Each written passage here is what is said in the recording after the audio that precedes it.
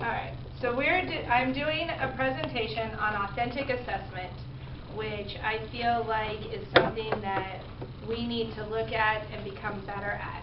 So, authentic assessment. I'm Shannon Knight. I'm director, owner, and early childhood educator. I have my bachelor's in elementary education and will be graduating with my master's in early education June of 2016. In this presentation, you'll learn about authentic assessment, why it's important to early childhood, and more specifically to Little Knights.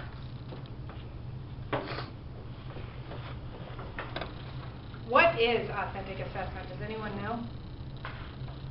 No. Authentic assessment is a way to assess children in their natural environment doing real-life things. A few examples of authentic assessment are portfolios, observations, and checklists. Standardized testing is a form of inauthentic assessment. Standardized testing is popular in most school settings. Test-based accountability models have received widespread support from the business sector. Even though the formal testing isn't required for younger children, the atmosphere has influenced the practice in early childhood, cites Scott Gayo. This type of environment can be stressful and unnatural to students, causing untrue results. Therefore, it's important to remember that for authentic assessment, it is not a one-size-fits-all test. Authentic assessment is a system of observation, documentation, and analysis that help track the children's progress toward meeting early learning expectations or standards, and it's one of the most important professional tools that early childhood educators can use in the classroom. In all assessment methods, it is unfair and not developmentally appropriate to ask a child to perform a task that they've never done before and think that's the child's best. It's also important that a person giving the assessment has a positive relationship with the child. If a child is uneasy with someone, they don't always give you a true sample of what they know or what they can do. So we're going to talk about some of the different forms that we should be using in our classroom. So the first is, what is a portfolio? A portfolio is something that can grow with the child. It can be just 1 year worth of work, or it can be a few years. In the portfolio, we collect artifacts from the child. We can collect pictures they draw, write down observations we see, and skills they acquire. When a portfolio is almost like looking through a photo album. It can show the growth over time, and it can show areas of strength and weakness. Ashley has started working on portfolios for every child in her classroom. There are more folders in the office, and we are going to all start working on getting each child a portfolio and starting to add to it. The portfolios will not be sent home every year for us. They'll be kept and either go home when they graduate through the preschool or even into school age, or when they choose to leave. So we're going to talk about a few more things that can be put into those portfolios. The first is a checklist. A checklist is something we've used in the past and we've kind of gotten away from it. In this picture you see the infant one, but I have the milestone ones for every grade and age level. And this is a great list to look at and check out the skills that students have achieved. For me, I usually use a different color pen and use the same piece of paper every 3 months, get a different color pen, mark off what they have now grown to do. By doing that, you can see 3 to 6 months of growth on a single piece of paper and say, okay, they acquired this skill between this time and this skill between this time. It's important to get accurate information before you do this, which means you have to give them a few opportunities to show you that they know the task. Child might not feel like jumping, and therefore when asked will only lift one leg up off the ground, but later you go outside and you see him jumping over holes. So one of the milestones on one of the checklists is to walk backwards for 15 steps. Before you do that, you need to practice different areas where the child's walking backwards before you mark yes or no that they can walk backwards for those 15 steps. You can also create your own checklist. I know Ashley has been working on a checklist for her portfolio that helps meet the needs of her kids. On her checklist, she has how high they can stack blocks, what animal sounds they know, and how high they can count. Obviously, how high they can count isn't going to be as appropriate for some of the other ages. But the portfolio does not have to have the exact same thing in it for every classroom. The nice things about checklists is they can be a very big part of the portfolio. Running records and observations. This is one I stress with you guys a lot, and I'd like to see more of it. How do we do them? It's easy. Get a paper and a pen. While students are doing an activity, take notes of what they're doing. The other day I was in the preschool room, and one of the students made a hopscotch with the big puzzle pieces. After she made it, a whole bunch of other students came over and they started doing the hopscotch. I quickly grabbed a piece of paper and started writing down names of students I noticed weren't able to do the one-footed part of the hopscotch. When the teacher returned to the room, I mentioned to the teacher, here's a perfect thing to add to your lesson plans to work on. Does that mean that every kid that I wrote down isn't proficient or can't do it? No, that just means that I've observed it once. It could be something that needs to be focused on with all the kids or maybe just a few. Other things that can go in the portfolio that kind of go with those running records or observations is a self-portrait that they draw of themselves, samples of how they write their names, even samples of just free drawing. Those are all kind of in your observations.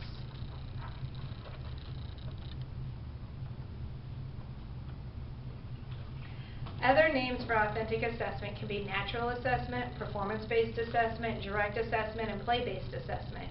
What do all these have in common? They're all assessments that are done in the child's natural environment, something that can easily be observed or done with instruction from a teacher. All these assessments should be done by a teacher that's knowledgeable of the student and knowledgeable of how a child develops.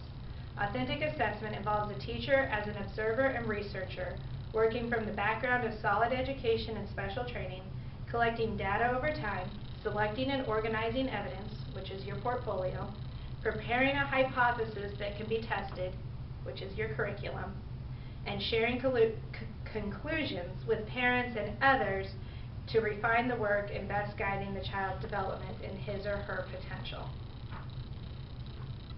So, why should we assess? Someone's got to know. For I don't know how to say this. Like mental disabilities or, you know, diagnosing them. So some for kind things. of delay? Yes. Why else should we assess? Seeing where they are at and how they can grow. Seeing where they're at, seeing where you can push them. Yep.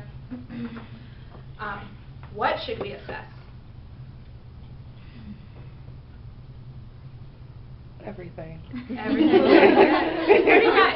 Pretty much everything. Social, language, math, gross, and fine motor. All these assessments can be done easily without expensive protocols. The most important thing to remember when giving an assessment are the benchmarks that are set by the state of Illinois, which I've been pushing, making sure you guys know what benchmarks and standards are meant for your classes, and also what you know about how a child develops. So the examples on the next few slides are just a few of the things I've come up with that would be easy to assess. So for our social skills, we have how they talk to others, how can they share, how they enter and leave the classroom. When mom and dad show up, or even as they're leaving the classroom for a bathroom break, you know, is transitions hard? Are transitions okay? How they play with others. Do they play by themselves? Are they doing that parallel play? Are they doing a, you know, shared play? Are they using their imagination? Are they strictly using what they have in front of them? Language skills, how is their vocabulary developing? Is their sentence structure going well? Also, speech patterns or speech articulation issues are something that are easy to assess. For math, how they count, their one-to-one correspondence, identifying numbers, identifying coins, the list could go on and on. Gross and fine motor, stacking, jumping, walking, pinching, stringing, all of that. The important thing to remember is while assessment is important, it isn't something that you're doing every second of every day. It is, however, something that's important to do frequently enough that we're able to have productive, meaningful lesson plans. It's important to remember that when assessing that early child development is rapid, individual, and a foundation for future school success. Koppel states, assessment of young children's progress and achievement is ongoing, strategic, and purposeful. This means that one might not always use the same type of assessment for each learning objective. She goes on to say the methods of assessment are appropriate to developmental status of experiences of young children, and they recognize individual variation in the learners and allow children to demonstrate their competency. What this means is that an assessment you use for one child might not be the same that you'd use for another. If you know a child is struggling with colors and you ask them to identify the color blue, you might only give them 3 colors to pick from. For a child that has a stronger concept of the color, you could give them the whole pack of crayons or a whole color palette. You're not going to push them to the point of frustration with an authentic assessment. So what kind of assessments do we use here? I know for a fact that if I asked any one of you here, you'd be able to tell me which ones of your kids know how to write their names, which ones know how to tie their shoes, jump on 2 feet, stand. However, can you show me the proof? And how many of you could show me how much they've grown in the past 9 months? I know that Brandy's been working hard to develop some assessments for our preschoolers that can document their growth and understanding, not just of the monthly themes, but of how they are ready for kindergarten. We want to start using those portfolios and using the assessments that go in the portfolios so that we can document that growth and have a way to show parents how much they've grown. It's easy for us and our parents. We see them every day. It's kind of like kids getting taller or whatever. We see them every day, so we don't notice it as much. But then when you can go back and look at a 3 or a 6 month period of time, you can see just how many skills that they have learned. Why should we assess? Assessment helps us to know what our students are capable of. It helps us form our lesson plans, and it gives us a baseline for what our students know. As educators, we are responsible for children's learning. We have to have proof of what we are doing and why it's best for our students. We need to be able to show our students' achievement to parents, administrators, and even the state. As we move forward with the Accelerate, there are going to be people coming in and asking us how and why we are teaching what we're teaching. With our assessments, we can show them why we are teaching it, and we're also going to be able to show the growth of our students, proving that the teaching methods we are using benefit our students. A teacher does not start a lesson without a goal end in mind. A teacher must have a good way to gauge the goal that it has been taught. In a language lesson, this might be a quick question and answer at the end of the lesson. It could also have a child tell you something they learned from the book. So those are just really quick assessments. Now those assessments aren't going to be ones that go in your portfolio, but those are assessments that can help you guide your lesson plan. So what do we do with the assessment? First, we have to know our benchmarks. Then we have to make our lesson plan. So 1 is find our benchmarks, 2 is make our lesson plans, 3 is gather our data, that's our assessments, 4 is review and discuss that information that we've gotten from the assessment, and 5 is start the process all over again, close it up. So from the assessments we take in, it helps us plan our lessons going forward. We know which concepts we need to reteach, we know which students need more help or different tasks. This data needs to be reviewed, discussed, and evaluated. It doesn't do us any good if all we do is assess it and write it down. The information can be brought to me during weekly meetings. It's also information that you want to talk to your co-teachers about in your room to help guide lesson plans or to help divide you guys into what are you going to work on with certain students. Some information can also be added to the portfolios. When assessments are done well, it can be a powerful tool for teachers. By providing a record of children's growth over time, assessment can be an advocate for the children and a centerpiece for meaningful conversations between families and educators, states Sweeney. Assessments are another tool we can use to keep parents involved as well with what we are doing. So we have this wonderful picture of the kids having a blast outside. What kind of things in this picture could be assessed? How they play well together. How they play? Climbing up the slide. How they're climbing up the slide. Are they using both feet on every step, or are they able to alternate their feet up the steps? The pumping of the swing. The pumping of the swing, exactly. What about the teeter-totter? Push off with their legs. If they're able to actually get themselves off. Now, you have to be fair with this assessment too.